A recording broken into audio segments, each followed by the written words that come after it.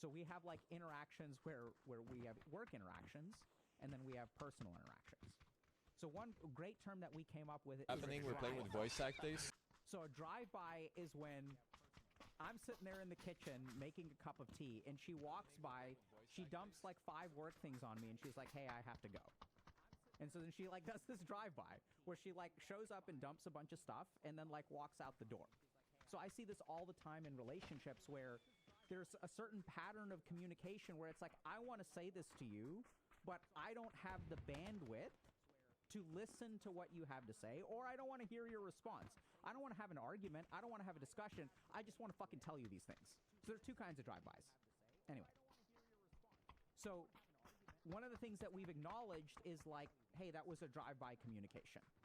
So if the goal of the drive-by communication was you needed to get some things off of your head, that's totally fine. Or off your mind. But this is something that I want to respond to, so where is the right time for me to respond?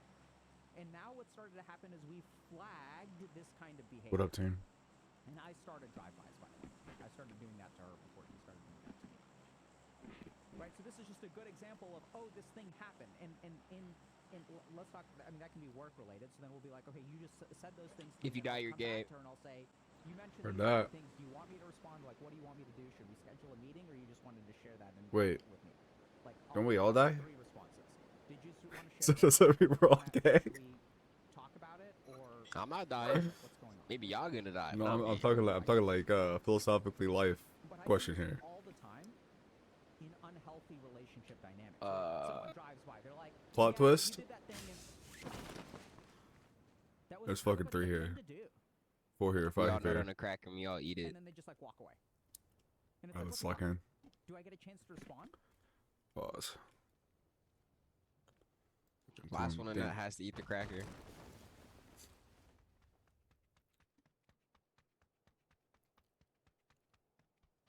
Deal? No. Oh, you're a pussy. Of course you wouldn't take it like a man.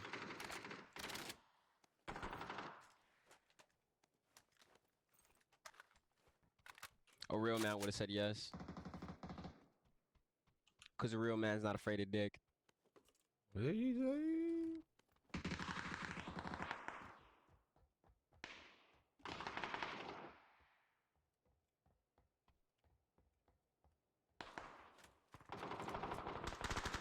This gun fucking blows.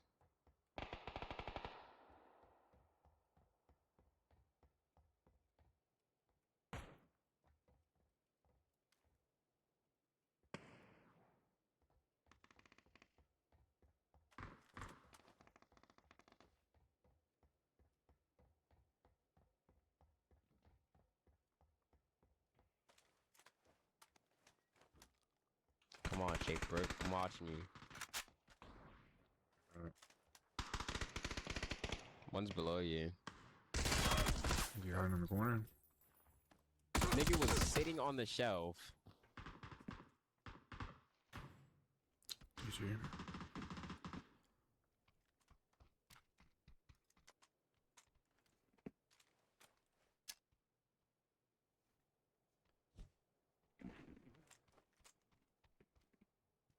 Like, what?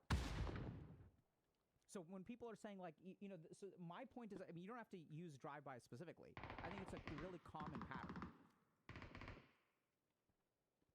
It's dyadic. It's D. So a dyad is like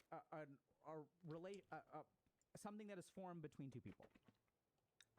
Right? So like, my point is, so you're saying what are ways to solve problems? The biggest way to solve problems is words to things that are happening. Okay? So you have to like recognize it and say like, hey, you're doing that thing. And you have to be able to name it. So now both y'all know what you're dealing with. Because another big problem in relationships is when you use a word, this is not just relationships, this is all humanity. When you use a word and someone else uses a word, y'all aren't talking about the same thing. And imagine if you guys aren't talking about the same, when you say love and I say love, this means different things to us. So there are 8, so it's beautiful. The Greeks classified 8 classes of love. There is eros love, which is passionate.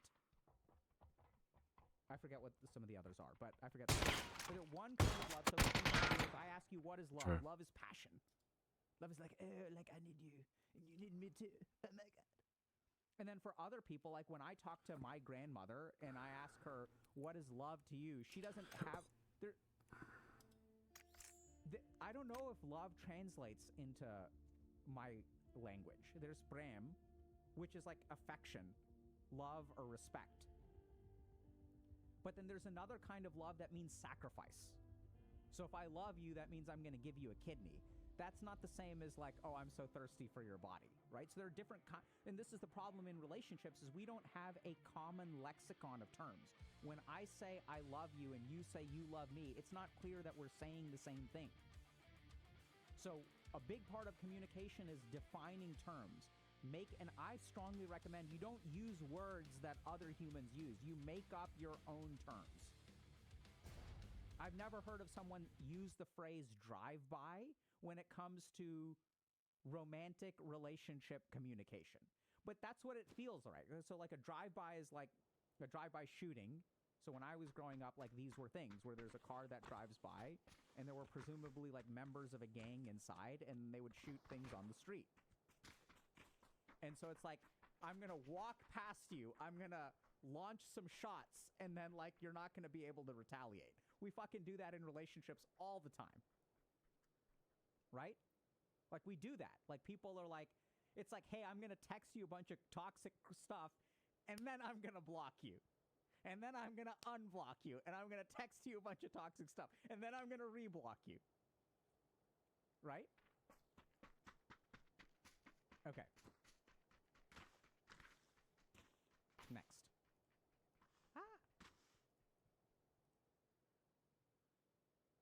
Okay.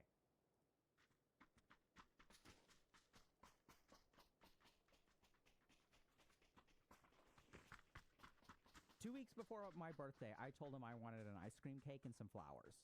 That's what I had been told to do. Let him know how I wanted to be celebrated. That was the advice. Don't make him read your mind. If he just knows what to do, he'll be excited to show you how much he loves you on your special day. I didn't hint. I wasn't shy. I sent him the link for the website for an ice cream shop about a 10-minute drive from our place. There were options on flavors and mix-ins, colors and flavors. I want the chocolate cake, I said. Strawberry ice cream, rainbow sprinkles. Okay, he said. I watched as he started to scroll on his phone. You get 2 ice cream flavors, he informed me as he navigated through the menu. Oh, I want cookies and cream too, I answered excitedly. And what do you want for the color on top? Is green an option? Yes, it is. I watched as he tapped a little more. Oh, he muttered to himself. What? I asked. It looks like you can only get a whole cake. Oh, yeah, I shrugged. Well, it's $30. Is that too much? We weren't strapped for cash by any means. Are you sure you really want this cake? I mean, I'd gladly buy you a slice of cake, but a whole cake? Are you even going to eat all of this? I remembered my single slice of cake from Walmart from the year before. I ate it by myself. This year, I wanted the whole cake and the candles. Yeah, I would like this cake, I replied confidently. It's an ice cream cake. The leftovers can stay in the freezer. I don't know. I hate food waste and I don't really like sweets, so I probably won't have any. I guess I can get it for you if you really want. I Go don't on blue know. mark. There's nobody here. Fudge? There's a couple squads. I'm not seeing them. I don't know where they're at.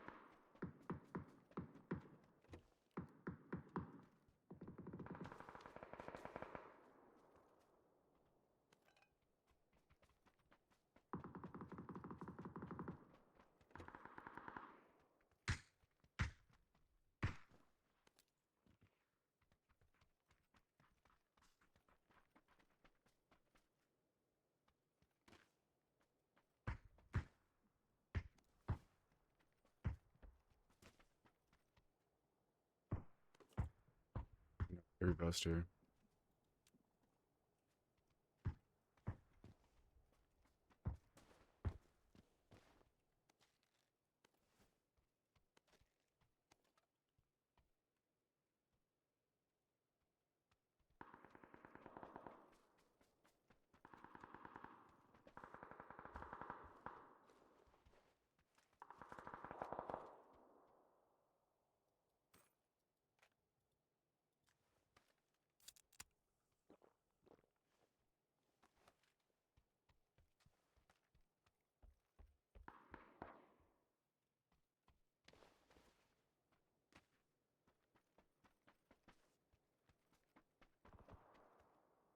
Damn, there's only fucking 3 of us on this team. Fuck. Oh, guess on.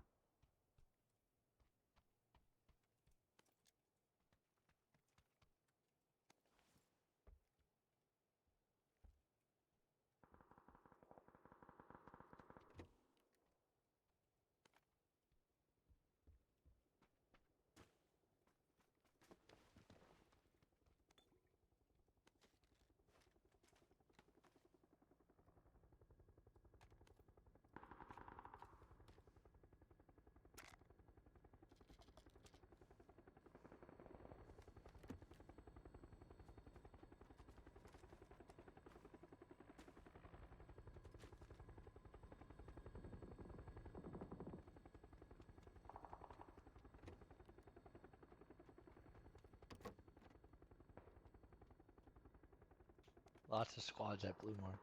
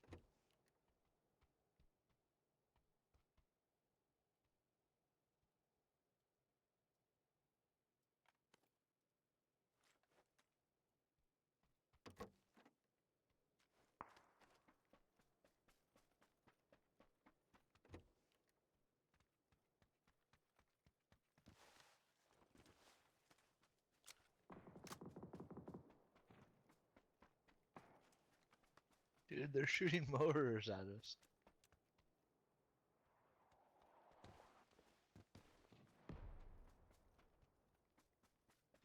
You got a secret room key? Nice.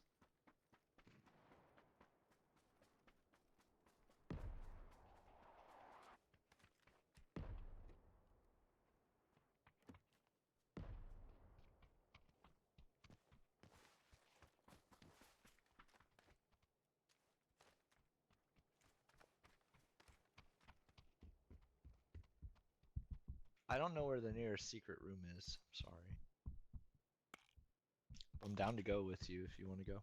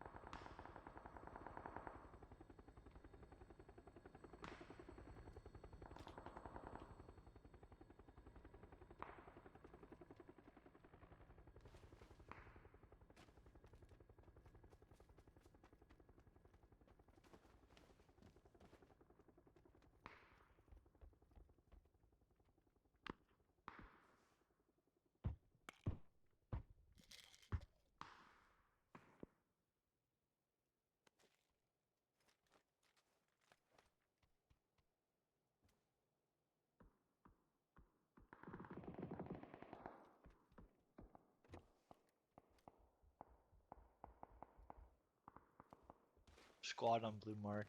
I don't have a clear shot though.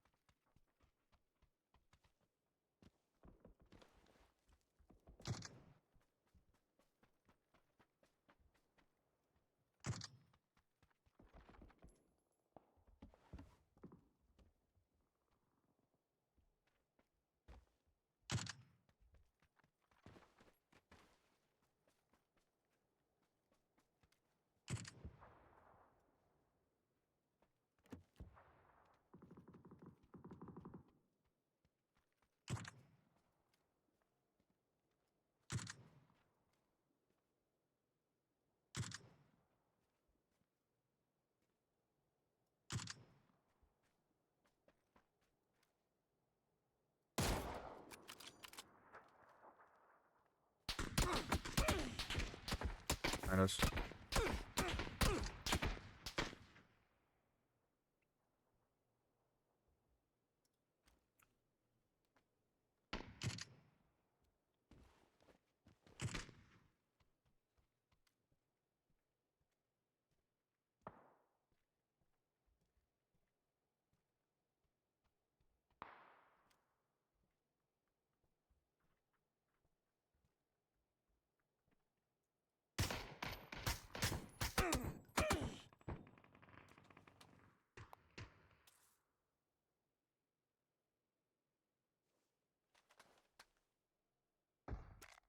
Said softly, I do really want it. I mean, it's $30. A heavy silence hung for a second.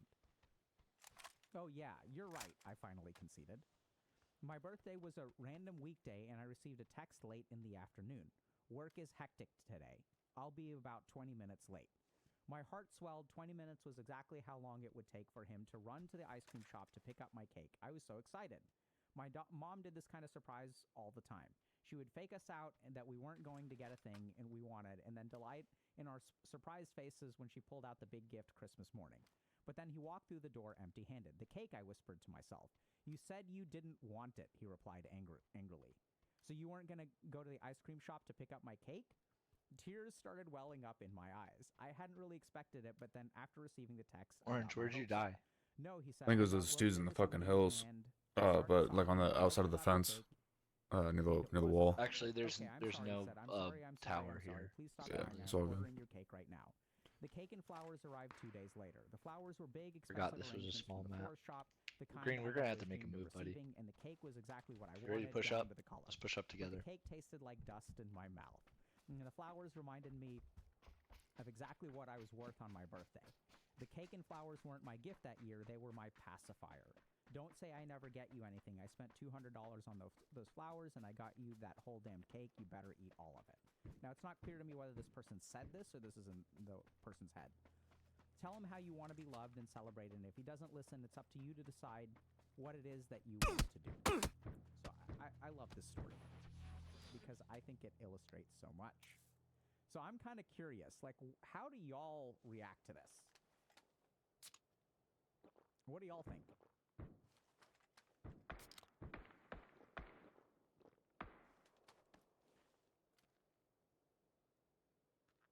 Right? So I think that this is like,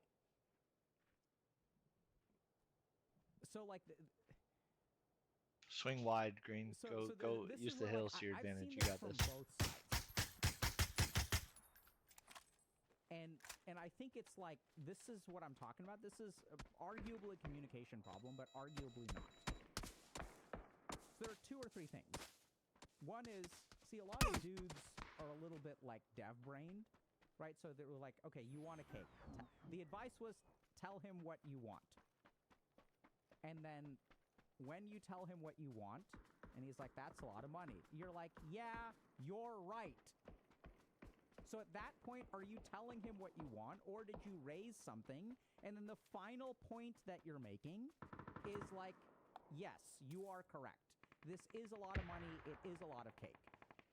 And then when he doesn't get it, you've told him you want something, then you've told him it's okay not to get it, and then you're upset with him for not getting it. And then when he realizes that you were upset, right, it's confusing for him, because you said you wanted something, and then later you were like, yes, you're right. A heavy silence hung in the air. And then you said, yes, you're right. So at this point, are you communicating? Are you following the advice? Okay? I'm not saying that the dude is blameless, by the way. I'm just saying, so like, if you're in a relationship and you want something and the person pushes back and you really want it, don't change your mind. That's number one, because then you're just sending mixed signals. And once you start sending mixed signals, like, you know, I think it gets challenging for the other person. And then when they realize how upset you are, then they go and order it. It comes a couple of days later. And then, I'm not saying the dude is blameless. We're getting to him in a minute.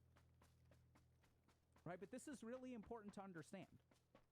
So when I work with, like, especially, I mean, I'm not trying to stereotype here, but this post was from 2X chromosomes, and I think that this happens very commonly. So, like, this happened in my own marriage, where what would happen is my wife would ask me,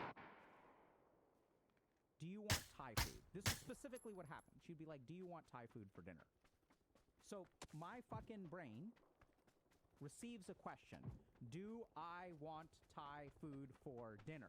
My fucking brain looks in here and is like, do I want Thai food? And comes up with an answer that is no.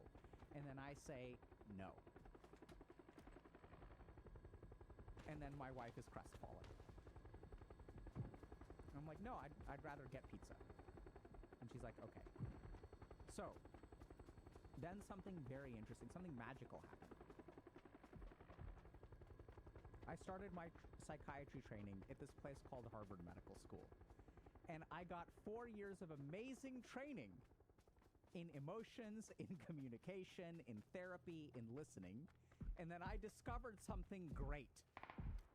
She asked me one day, do you want Thai food? And then I was like, no. And then I did something amazing. I asked her, do you want Thai food? And she was like, yes, I do want Thai food. And I was like, great. Right? So this is like, but my point is that if you're a dude out in the world, no one teaches you this stuff. Right? And this is where, like, I'm going to wax philosophical for a second. See, if there is a group of people that is lagging in some way, how should society deal with this problem? So one thing that I really liked is when I was doing a lot of work with women in finance. So I was in Boston and doing some work in New York and places like that. There are some really great programs started by investment banks that help mothers who have taken a break from their finance career get back into it. I think this is fantastic.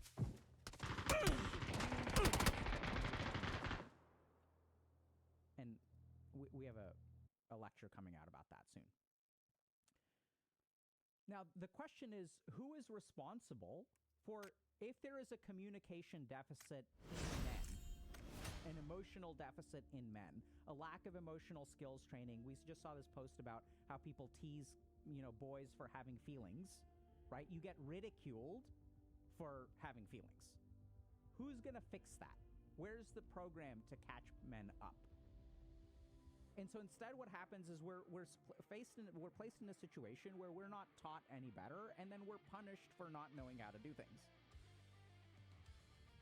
Now, if this person wants to break up with their boyfriend, I think that's very, very, very reasonable. We'll get to that in a second.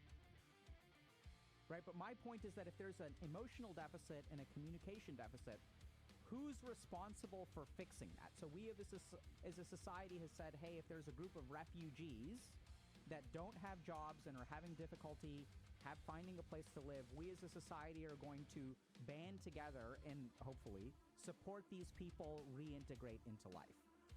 Where are the people who are supporting men to reintegrate into life? Where are the people supporting neurodiversity, ADHD, autism spectrum reintegrating into life? Or training purposes. So I think if you get a piece of advice to clearly communicate, you should clearly communicate and not change If your mind. required for your account, And then is this pacification? 100%. Now the dude is in panic mode. He's like, fuck.